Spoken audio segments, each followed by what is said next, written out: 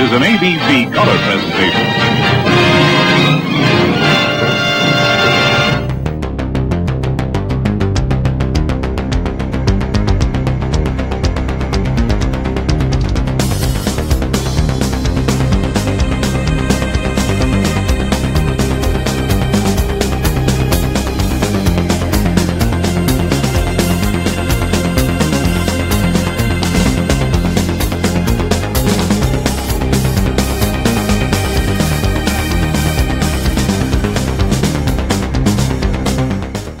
Everyone, welcome to an all-new episode of the Chronic Rift Podcast. It's your old pal, John S. Drew here. It's February 4th. We're finally out of January. For some reason, January just seemed like the longest month in all creation. I don't know what it was, but it just seemed like it was never going to end.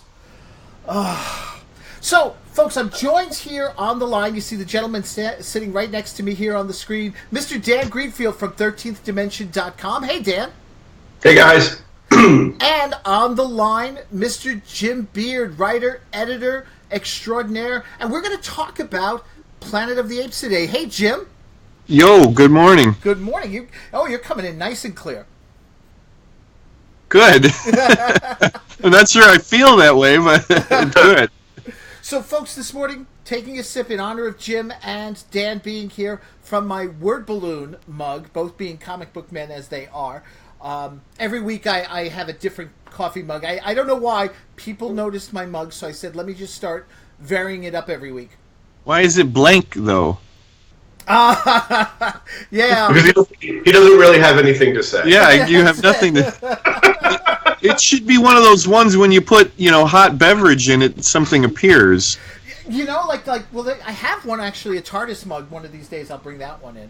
Oh, that's cool. Yeah. It disappears when it's hot, I think, and it reappears when it's cold. So, but we're going to talk Planet of the Apes today. It is the 50th anniversary this month of the release of the original film back in 1968. And for me, this actually has even more significance because it's also the 50th anniversary of me this year because in January of 1968, Mr. John Drew was born. So it's sort of appropriate that I'm talking Planet of the Apes here. But before we do, let me run the trailer for the original movie first. And then when we come back, I want to talk about, with the two of you, and get things rolling here, as far as our memories of watching the movies originally. And I think, Dan, you and I probably have the same memories. But let's take a look at the trailer first here. Can't help thinking that somewhere in the universe there has to be something better than man. Has to be. The words are Charlton Heston's. Get out a last signal to Earth that we've landed!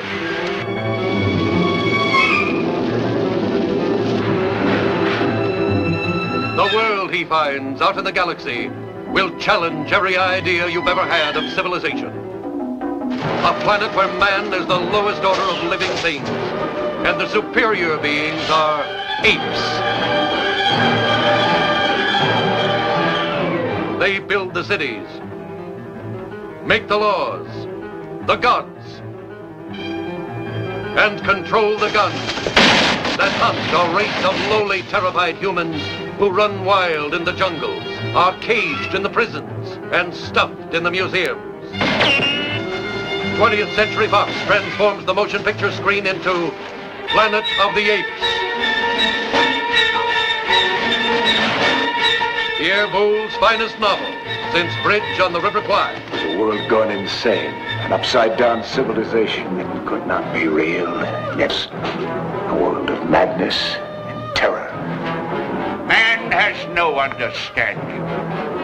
He can be taught a few simple tricks, nothing more.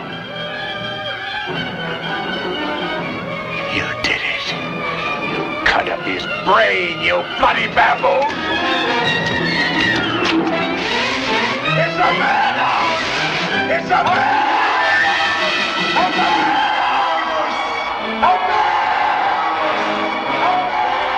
But it did not end here. It ended in an episode so unpredictable, so shocking, it made the horror which preceded it seem calm and gentle as a summer's night.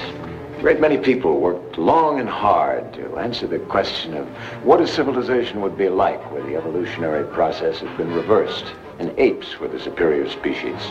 Hundreds of technicians and the largest number of makeup artists ever assembled assisted the producers, the writers, the director, and the cast. Dr. Cornelius, Roddy McDowell. Dr. Zira, as played by Kim Hunter. Dr. Zayas is portrayed by Maurice Evans. And Nova by Linda Harrison.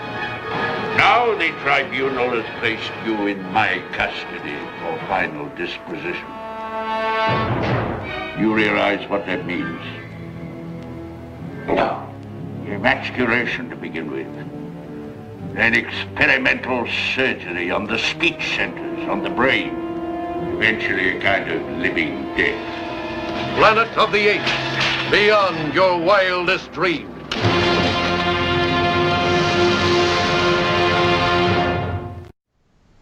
So, okay, 50 years later, Planet of the Apes, and I always, when I think of Planet of the Apes, the first movie, I always say first, Roddy McDowell, Charlton Heston. You know, when I think of it. I know most people like Planet of the Apes as Charlton Heston because that was his film, you know, but to me, I identify Planet of the Apes with Roddy McDowell. There's even that little part of me that's sort of sad that we don't have Roddy McDowell somehow involved in the new movies. So, for you, being dead, yes. Well, that has a hand in it there. But like, all right, for the two of you, and I want to start with Dan because I think Dan and I have similar memories. You know, Planet of the Apes. How did you get hooked into it? I can't remember the first time I saw Planet of the Apes. I do remember two things though that were instrumental. One was in New York. You had something called the 4:30 movie, which was on Channel 7 at 4:30 after school every day, Monday through Friday, and they had theme weeks.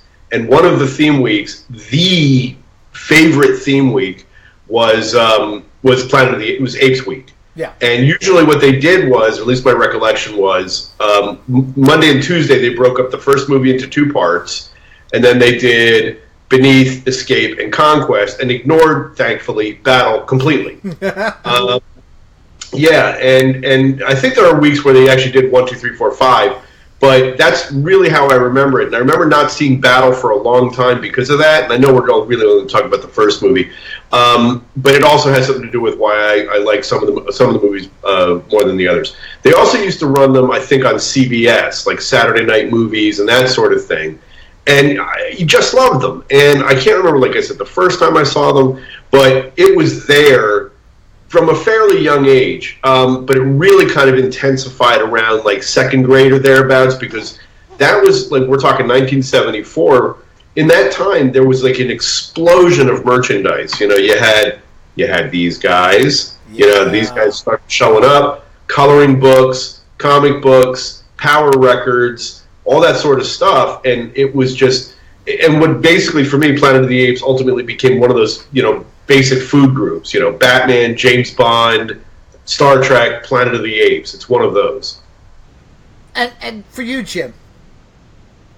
Well, I was actually alive when it was released, but not old enough to be taken to see it. I was about 2.5 when it came out. Very similar memories, of course, of the afternoon movies and having Apes Week here in my area. I think it was the big show, maybe out of Detroit, that we got here in Northwest Ohio. But my memory tells me the first time I saw it was in the evening. It was shown on television in the evening, and I think that I might have gotten to stay up a little later than I normally did when I got to see it. But the strong memory of the opening sequence on the spaceship, and I've said this before to other people, that even as young as I was, and I'm not sure how young I was at that point, I knew it was something special, and that's with 2 capital S's, that there was something going on, the tone and the feel of that opening sequence, that I knew I was watching something adult, you know, that was possibly meant for adults, and that I was in the presence of something that I knew was going to be really important, and just, you know, so how could you not be captivated by all of that, and especially when the apes enter the film. See, it's funny that for me, I had, until I became an adult, a lot of the earlier stuff in the movie as a kid just bored me to tears. And it was when the apes showed up, that's when I locked in. So like the spaceship scene is something I didn't have that kind of feel for, or even it felt like it went forever, before they finally got to Ape City. Of course, now it's wonderful build up and great character building and all of that. But as a kid, I was just sitting there waiting for the apes to show up. It's like Godzilla movies. As a kid, you're like, yeah, let's get to Godzilla, right. Appearing. But it was something about those shapes that are outside the window that are supposed to represent the whatever hyperspace that they're in, and then when the theme starts and that weird thing, I don't know, it's scary, almost in a way that I knew that it was something different than I was used to watching, and then muddled through until the apes showed up.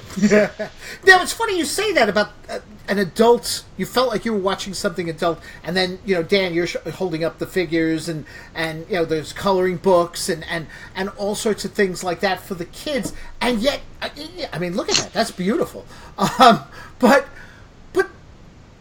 there are adult ideas. I mean, to me, as a kid, the most shocking thing was the lobotomies that the apes were performing on the humans.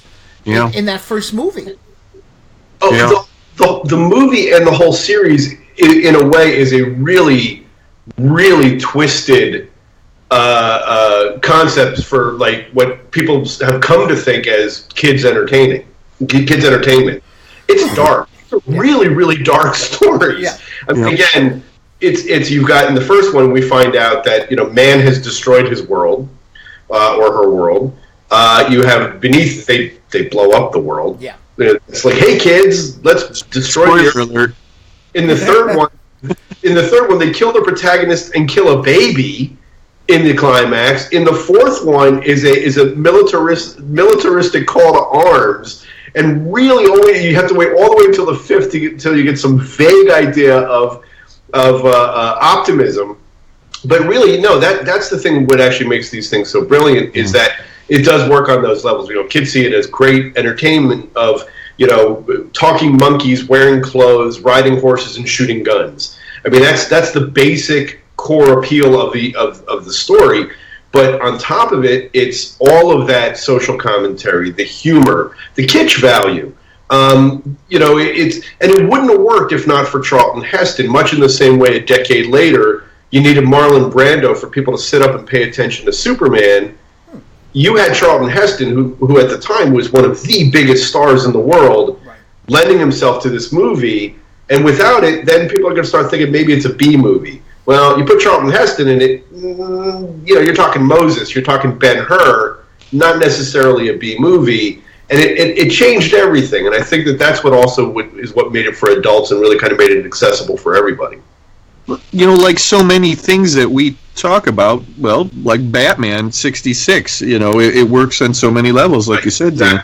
I think that the producers and everybody discovered that they could, that kids liked Planet of the Apes. I'm not so sure in the very beginning. They probably had to figure that, but it was one of those things where, just like Godzilla, that as it went along, they started skewing it to children. And yes, by the end, Battle of the Planet of the Apes could be considered almost being made for children, by that point. But you point out all of those really dark things, and again, it's one of those funny things where kids like it, but maybe they shouldn't. With all those things that go on in it, it's a really incredible phenomenon. But as a kid, I just remember paying attention to those scenes of the basic conflict of ape versus man. The fact that the apes could talk, they looked really cool. Even down to like the hieroglyphics on the walls of the outfits. Aesthetically, it's really, really alluring. It's only later, as you get older and mature, that you realize just how much is going on in this movie. And even from the opening, Taylor's opening soliloquy. I mean, you grow up thinking Taylor's the hero of this movie, and Taylor's not the hero. Taylor's the protagonist, but he's really not the hero. In the end, I actually think Zero is the hero of the movie. I mean, this is someone who shows unfailing bravery and is on a quest for truth all the way through, even while Cornelius is trying to shut her up and keep her quiet and say, no, let's not risk I don't want to risk my job. And she's like, no, this is really important stuff. And also, only as an adult, you really kind of appreciate, in a weird way, what Dr. Zaius was up to. As a kid, he's a mustache-twirling villain, if apes could have mustaches. But he's so much more when you look at him as an adult and realize exactly what's motivating him. Now, that's one thing, though. You brought up the fact that you loved looking towards the apes, as a kid, and the spaceship stuff didn't really appeal to you. But what's interesting is that throughout the entire movie series, all 5 of them, the spaceship is the only thing we get in the way of anything futuristic. When we finally get to Ape City, when we see what the apes have become, it's primitive, it's simplistic. It goes against even what was established in the book that the movies are based on. So what is it about the whole idea of the apes that appealed to you as a kid? For me, it was an aesthetic and just a weird, flipping of the script. I mean, it was very science fiction-y. It was cool. I mean, talking apes is cool. Wearing clothes, it's cool. It's just, there was something really, really captivating about watching them in action. That, to me, it wasn't the movie. I mean, again, I feel differently now, but as a kid, the movie didn't start until the apes showed up, because they were so interesting, and the idea, and it was imaginative, and it was clever, and it was really, really exciting. So I really do think that you're looking at something on a visceral level of just watching this idea of the world turned upside down. I mean, it could have been dogs. It could have been anything. Apes. Obviously, there's a political reason for that because of evolution and all of that. But still, there's something just inherently cool about it that I think is just appealing for kids, but it's the words and the actions that start to make it more than that. Yeah, it's agreed. It's definitely the visual appeal for me in the beginning, and that's I look back at all the things that I liked as a kid, and it always goes back to the visual appeal. Comic books, I had to have certain things that, like colors. If a superhero had a certain color scheme, then I knew that I would like it. But yeah, it's definitely the visual appeal of the apes. And then as it goes on, it for me it was seeing I'm laughing now as I'm thinking of this thought, because it was seeing our world destroyed. Again, but it's a visual appeal. And as the series went on, that was what really fascinated me. And when I played with kids in the neighborhood, we would say, okay, here's a ruined a garage, here's a ruined this. It was the ruins. And I'm laughing because, yeah, it's dark. Like, what was there something wrong with us as kids that we love this? John, you brought up a good point. You said something about science fiction, but the science fiction does sort of go away, at least visually, early on. It could be considered a horror movie, to be quite honest, or even a fantasy movie because of the low level of technology that they have going on there.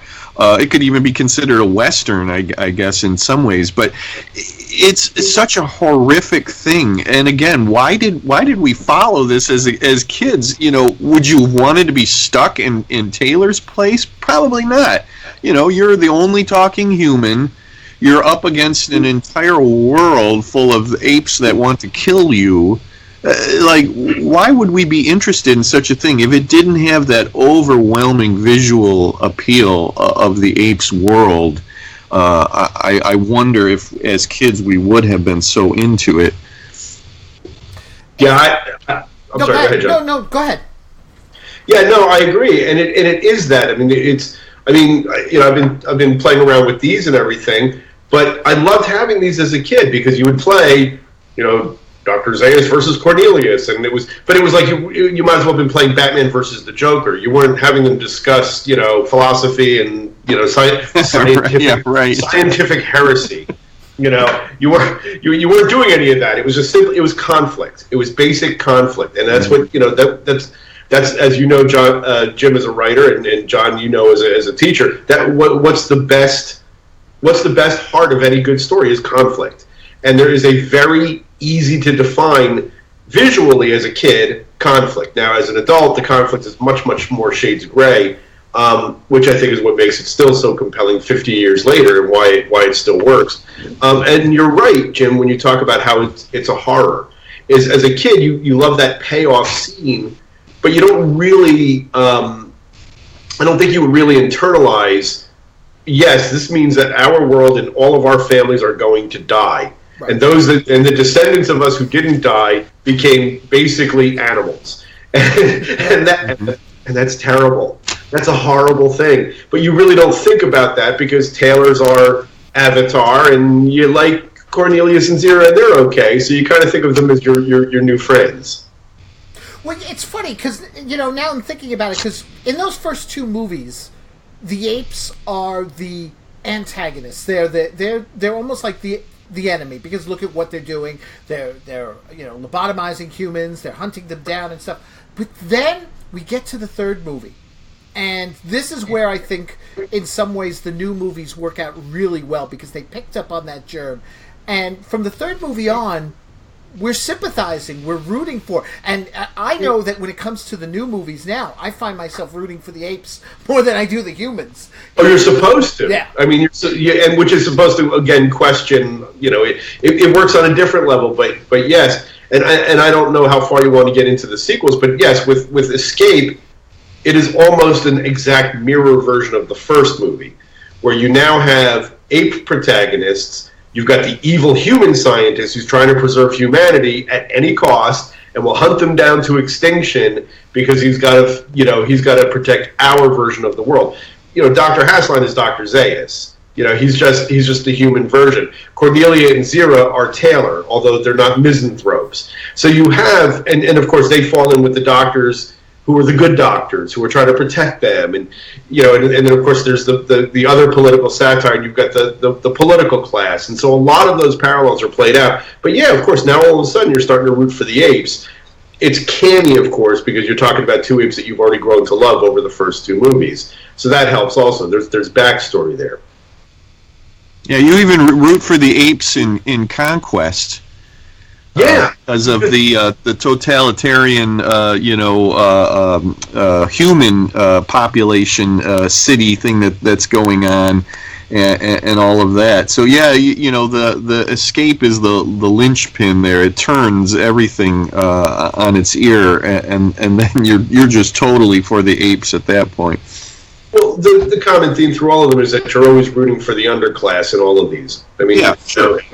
That is really what it is. You're rooting for whoever's being oppressed, regardless of whether they're apes or human. Right. Now, it's funny, because we're talking about the darker themes, and Dan, you mentioned, and I know we don't want to get into too much, but I'm curious about this. You said Battle is your least favorite, yeah. You didn't mind. But to me, I always found Beneath to be the most depressing out of them all. I see, again, Beneath is another case where you see it differently when you're 8 years old versus when you see it when you're 50. It's a different movie. First off, I find it wildly entertaining. It's a hot mess, but it's wildly entertaining. It's first off, you have kind of like the remake version of the lighter version of let's truncate the first movie into the first half of this movie. Very much so. Yes. Yeah, James Franciscus is Charlton Heston light. A C-class version. I mean, he's fine. I mean, I'm not knocking it, but he's not Charlton Heston, let's be honest. And then you get into the weird stuff.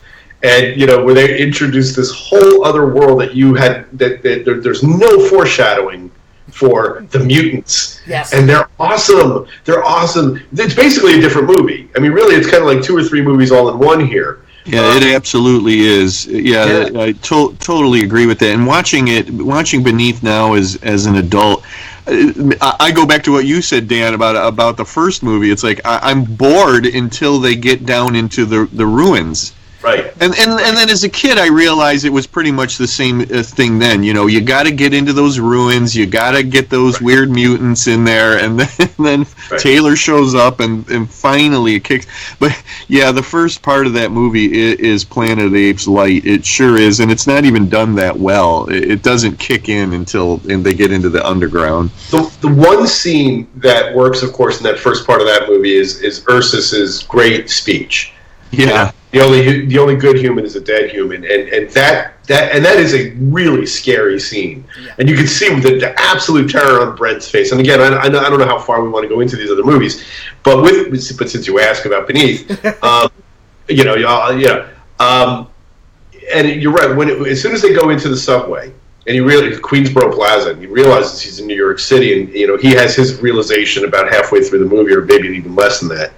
But then it gets really weird with the mutants, and then it gets really dark, where you have Brent set against Taylor. They're in mind control. What goes on with Nova, and again, everybody dies. The entire planet dies. Right. Hey kids, how'd you like that movie? And you don't. Even as a kid, I didn't even really. And I think maybe my perception would have been different if I didn't already know that there were movies after it. That I knew Escape existed. I knew Conquest existed when I saw Beneath. I don't think it occurred to me that because I knew that there was another one after this. So I think maybe if I had only seen the first two, I would have been horrified in a different way.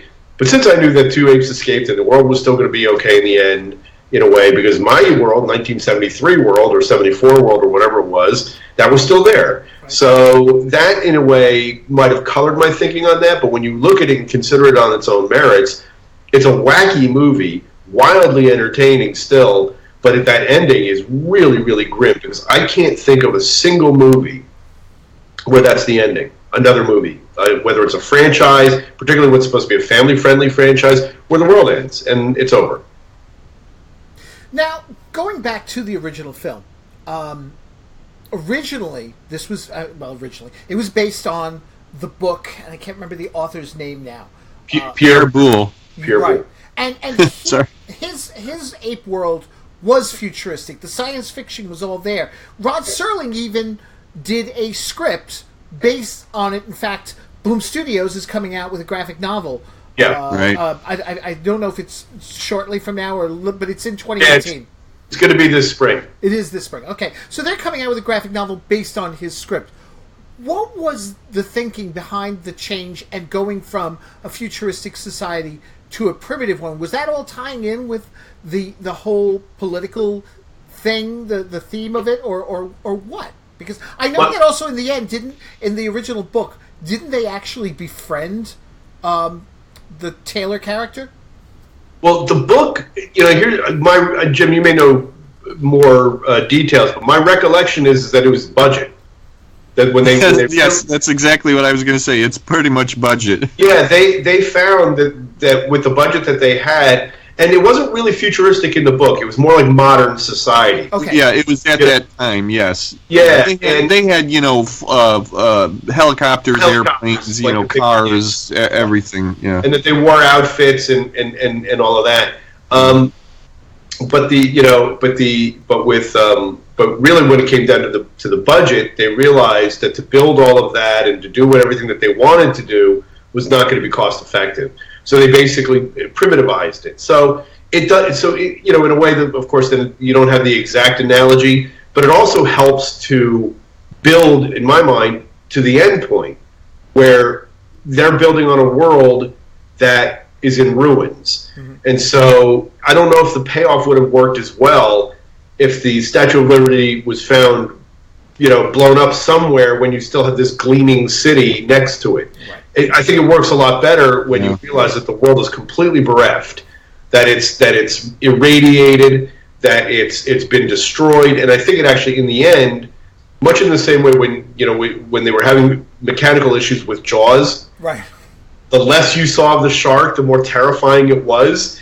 In the same way, I think it actually works better that what we're basically seeing was the reset button, that the world returned to this primitive world that was built upon the ruins of our society.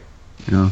The original novel, it's another planet. It's what Taylor thinks it is in the movie. Right. That he thinks that they're on another planet. In the original novel, it is another planet.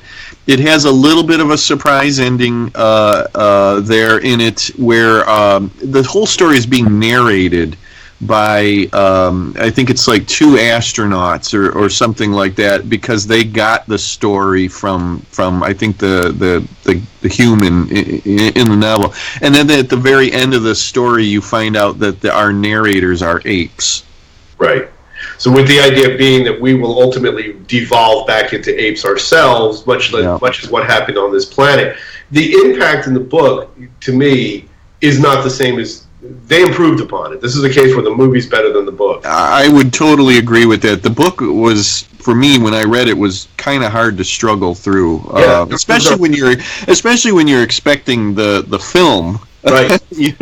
And you say, oh, well, and to this day there is no novelization of the first film. It's only the sequels that have novelizations. Really? But you have to get on that, because I was thinking this. Well, we pitched that. Oh, really? Yeah, and I don't remember. I don't know if we even got an answer for that. But yeah, Rich Hanley, the co-editor of my anthology, Planet of the Apes, Tales from the Forbidden Zone, we actually pitched that, and this being the 50th anniversary, we thought, hey, let's do what's never been done before. There was a very slight novelization in a British annual, but it was literally just a couple of pages. It wasn't a real novelization, and we had a little twist on how to do it. Mostly because everybody knows the story of Planet of the Apes. There's no surprise. I don't know if anybody can be. I guess a child could be sat down now and maybe shown that movie and get a little surprise out of it with the Statue of Liberty. But I'm glad that they went the way they did, because we have that incredible payoff at the end of the film, and looking, maybe they looked at it going backwards. We have to make this Earth to get this incredible, punch in the jaw at the end of the movie. It's a really incredible thing that they took that basic idea from the novel and built what they built, and really went in a weird, different direction and what it's become.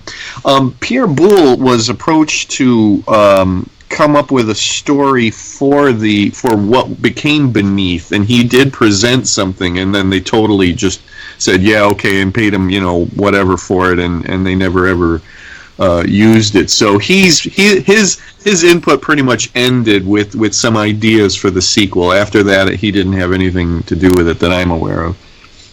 Now, Jim, I don't want to spend a lot of time talking about it because we're talking about the movie, the original, but I do want to get in a few moments here and ask you about Tales from the Forbidden Zone. Now, are those stories set in the original Planet of the Apes timeline, or is it the new one?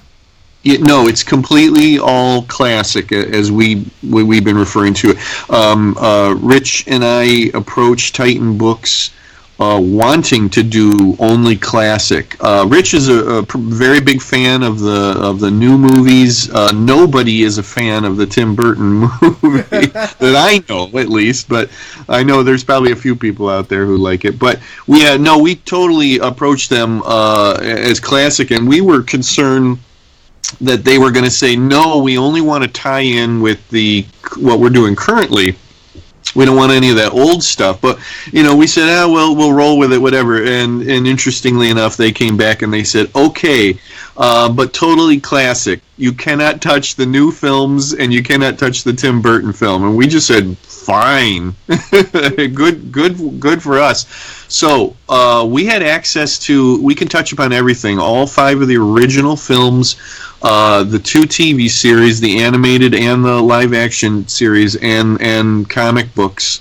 anything at all that had to do with classic we could touch upon, and we did. Not so much the comic books, which we regret a little bit right now, but these stories weave in and out of those 5 films and the TV series too, and it's just, we're incredibly proud of the book. It's gotten rave reviews.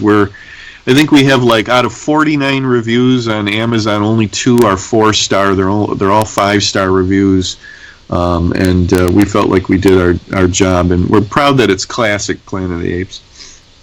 Now that's something too. Also, just talking, you mentioned the 2 TV shows and such. In particular, because as a kid, I never watched the live action show. I never watched the cartoon. I've only watched both of them, I'd say, within the last 10 years. And if I remember correctly, when it came to the cartoon, they did do a little bit more of a modern take of the Ape City, didn't they? It is. It's a strange combination of the movie setup, but in it, the apes inexplicably have tanks and half tracks and things and jeeps and things like that. Rich Hanley, who has done a really wonderful book, a chronology of the Planet of the Apes, where he took everything and tried to weave it into a more or less coherent timeline. Kind of throws up his hands at that point. Like he has to say in his entries, he has to say something like, at some point the apes gained all these mechanical things and cars and things like that, and then lost them again somehow. And he has his little like side notes to everything, and he's like, sorry folks, there's no way I could cram that. There's no way I can make sense of this. It just doesn't work. But it is a very strange cartoon, and you have to believe that yet another group of astronauts accidentally, crash land on the Planet of the Apes. Well, that does seem to be a theme, because between the TV show and Brent and Taylor, it did happen quite a number of times. What you might have thought. Yeah, and there's there's different Zaiuses. The live action TV series has a character of Zaius, but he is considered a different character from Zaius that we see in the first 2 films, and we just have to assume that Zaius is perhaps a common name in the future Planet of the Apes. But there's also strange references to astronauts that landed long before Verdon and Burke in the live-action TV series, and we actually touch upon that in the anthology. Bob Greenberger wrote a great story that explains who those astronauts were. If I remember correctly, the live-action TV series takes place well, it has to. What am I saying? The world blew up, right? It takes place before Taylor lands there. So Taylor's not the first astronaut, supposedly, but they never really considered that when they made that TV series. It was just like, here's the basic concept. Humans can talk in the TV series. So now ape archivists say, oh, well, it was before humans completely lost the ability to speak, which is touched upon in one of the comics, the Daryl Gregory. It shows actually the point in time when they do lose the ability to speak. Right. Now, there's something else too. We had the 60s, 70s movies. We have the current, 2000 teens movies. We've had 3 of them so far. But there is that 2001, and Jim, you said you didn't care for it. Dan, how did you feel about the 2001 film? I'm not one of the haters. I'm kind of an outlier on it. I actually think, for me, what ruined it was the ending. Because obviously they wanted to have their twist ending, but it was a twist ending that made no sense whatsoever when you watch the rest of the movie. It makes zero sense. And in a way, though, there is something. There are more similarities in a way from the 2001 movie that's a little bit closer to the book than the 1968 original movie.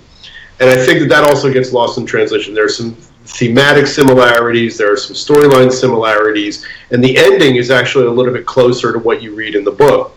Yes. But Yeah, which is why I kind of give it a break, because I think that's what Burton was kind of heading to. I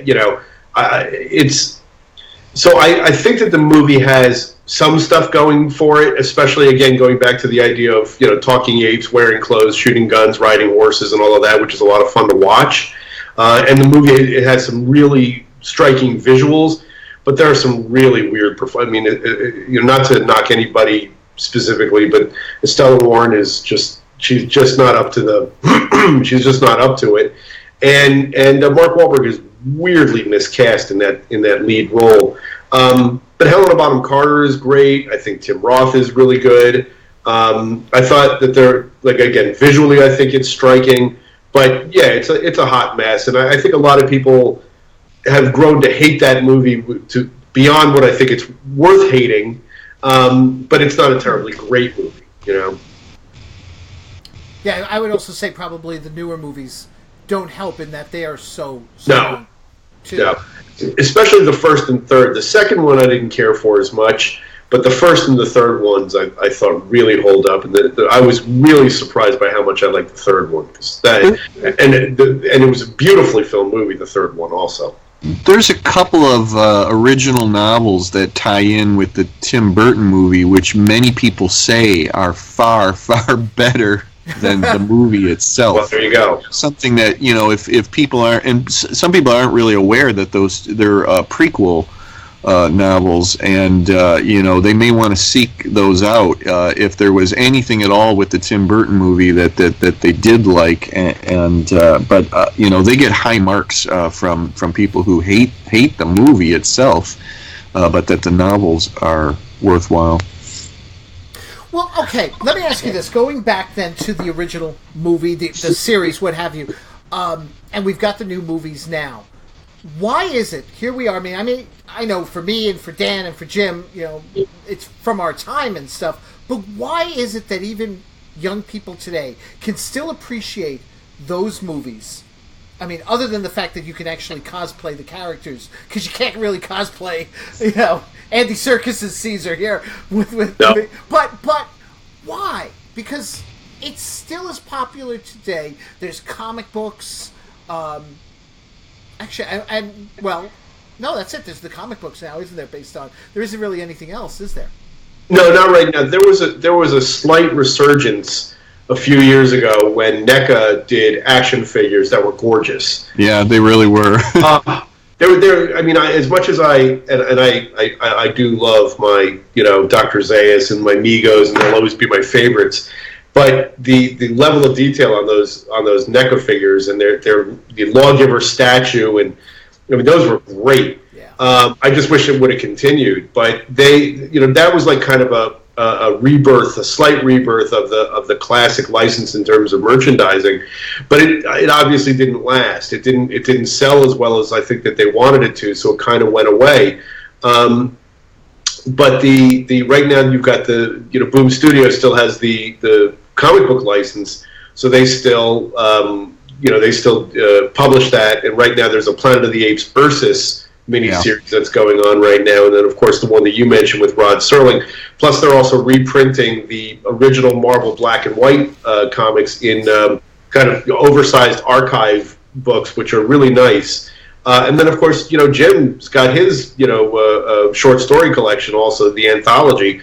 So it's still out there. Yeah. It's just not the boom, pardon the pun, that it was when we were kids. There was a ton of stuff. I mean, it really was people talk about Star Wars being the first merchandising explosion from a movie franchise, but really Planet of the Apes predated that by several years, between action figures and play sets and all of the coloring books, the power records, all the things that we talked about earlier, which was interesting that most of that stuff came out at the end of the series. I mean, it was. Right.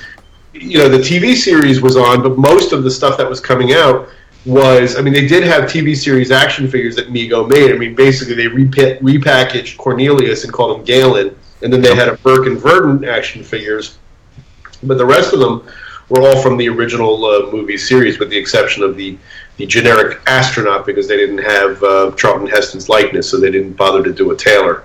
But you could always use Action Jackson with a beard, I guess, because that's what I did.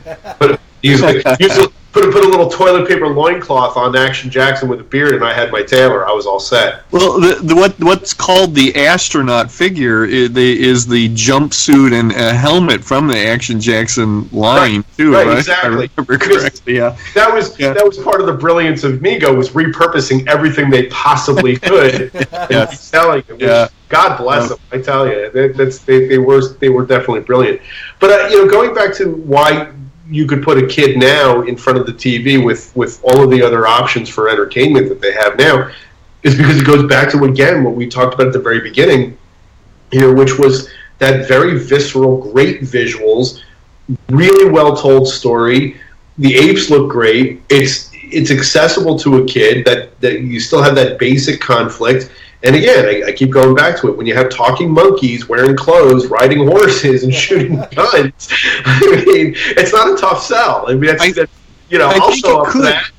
I think it could actually, drag kids in today, although it has no CGI in it. I think that visual could be, the key to draw them in, and it's got some violence in it too, a little bit of blood, people getting shot and stuff like that, and I think it could. I'd love to do that. Get a kid who's never seen it before and sit them down, maybe who hasn't seen the current ones, and say you got to watch this and see if they could get drawn into it.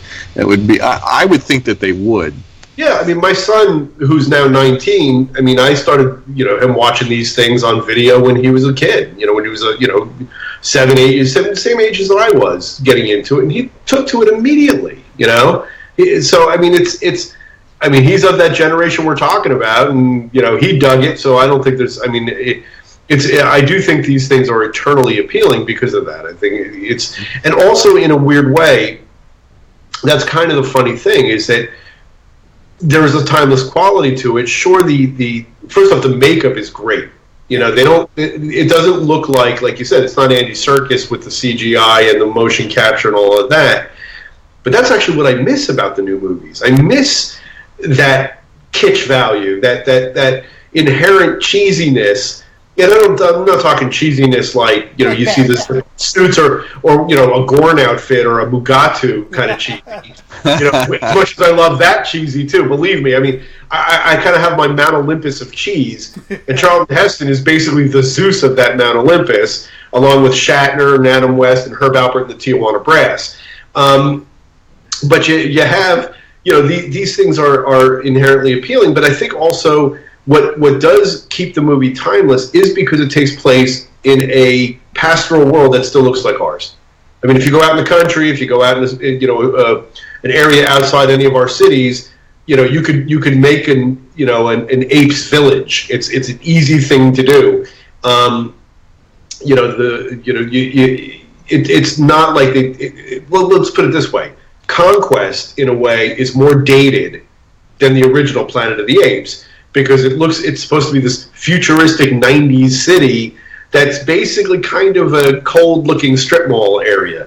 Which it literally is. Yes, exactly. Yeah, exactly. Right. Right. So it's in the same way that Logan's Run looks like a hotel lobby, because a lot of it was shot in a hotel lobby. Yeah, talk about a movie that's dated. Whew. It is, but boy, man, it's still fun. But nevertheless, that's what I think also works about the first movie and the second movie in particular, is that they do take place in these worlds that you could still more easily imagine, and they come off as timeless because they don't have that, they didn't have to try to rebuild what they consider to be their future. Very few movies hold up in that direction. I think one of the few to do is 2001: Space Odyssey, because even though it has its dated elements, it still is wondrous even 50 years later. There's also another one celebrated. Real quick note about the makeup, and I'm glad that you touched upon that. And I love that makeup too. John Chambers' incredible design and makeup. Yes. There's something really special about it, because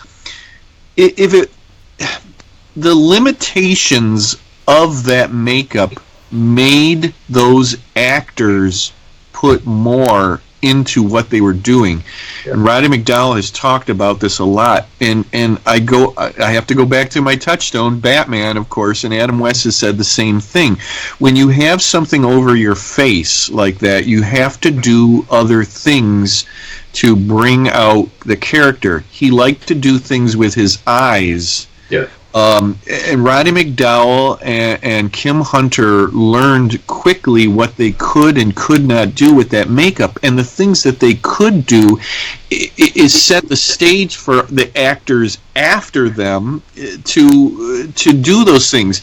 The wrinkling of the nose that Roddy McDowell constantly does, the moving of the jaw, how to talk and get some movement in there, and then yes, the eyes. And I love that. And Kim Hunter said she had a lot of problems with the makeup. She didn't like the process of putting it on. She felt claustrophobic, and I guess there was a whole long thing of people getting over claustrophobia because of being in that. But look, she came back. She did it three movies. Roddy only had the he'd skipped Beneath, but anyway. But they all said that really brought out something even more. So I'm a champion of that makeup because of what it presented, the challenges that it presented to those actors, and we got those incredible added to performances because of that. Not only are Roddy McDowell and Kim Hunter just incredible actors, but then the lengths that they had to go to work through that makeup, and what we got in return is just incredible.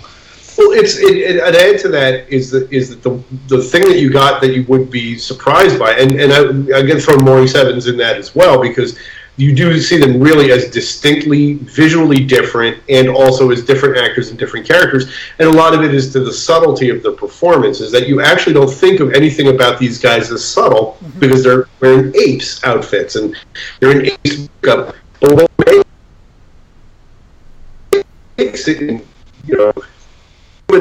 Characters in ways that you think that they necessarily could have, and maybe 5 years before might not have been able to. But that was part of what helped the studio to go forward with the movie, was when they saw the Apes makeup, and they saw that it wasn't going to make people, in the same way that you're looking at Christopher Reeve again, to go back to that 10 years later. If people aren't going to snicker when Christopher Reeve walks on screen in the Superman outfit, then you've got the movie you want. Right. In the same way with the Apes movies, when they saw the makeup tests and they realized that this was not going to make people laugh, that's when they continued to move forward.